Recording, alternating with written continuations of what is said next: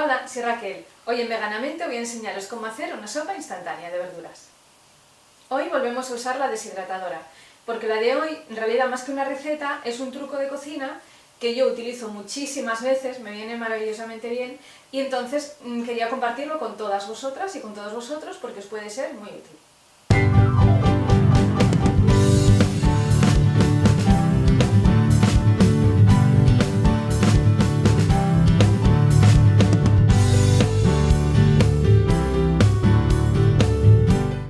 Para hacerla vamos a necesitar las verduras u hortalizas que más nos gusten. Yo normalmente lo que le pongo es puerro, zanahoria, apio, que da mucho sabor, y cebolla.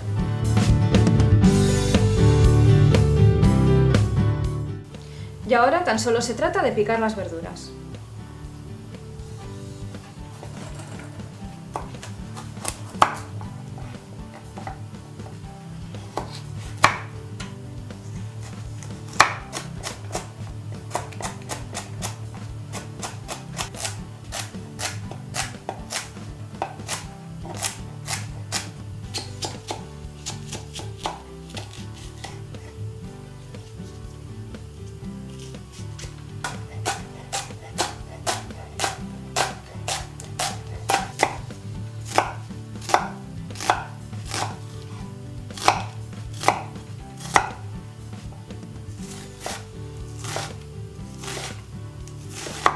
Ya las tenemos todas picadas y como veis lo he hecho en trocitos pequeños porque así se deshidratarán primero.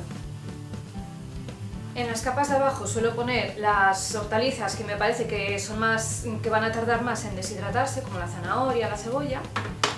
Y nada, vamos poniendo el resto de las verduras por capas.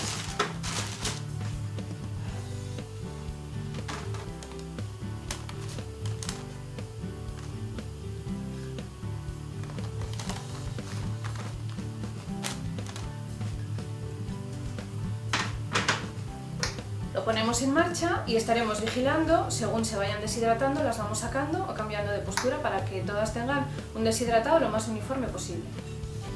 Lo ponemos a 45 grados más o menos y en marcha. Bueno, pues ya veis, este es el resultado. ¿Veis? Están bien sequitas, ¿veis cómo crujen?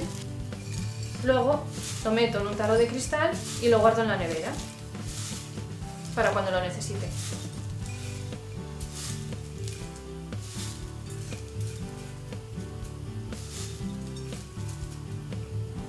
La solución perfecta para prepararme una sopita en 5 minutos. Y ahora voy a deciros cómo suelo prepararme yo mi caldo cuando me apetece algo calentito para entrar en calor. Si tengo setas deshidratadas, las trocio un poquitín.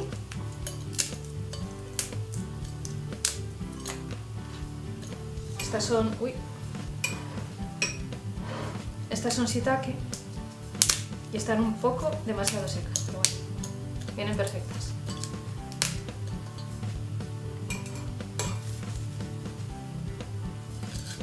Pongo un par de cucharaditas de las verduras deshidratadas.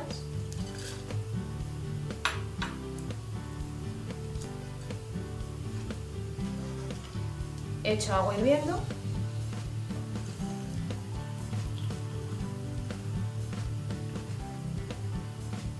Y las dejo que reposen unos 5 minutos aproximadamente.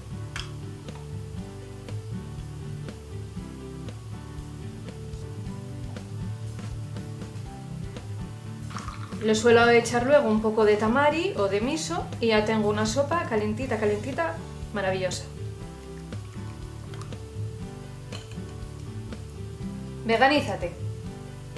Muchas veces llegamos a casa cansadas y nos apetece algo calentito, algo que sea reconfortante, que nos haga entrar en calor, pero no nos apetece ponernos a picar verduras, hervirlas y demás. Entonces esta es una solución perfecta para esos momentos.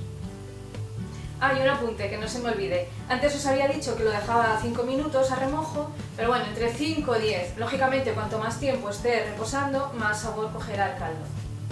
Todos los ingredientes aquí abajo, los enlaces a mis redes sociales.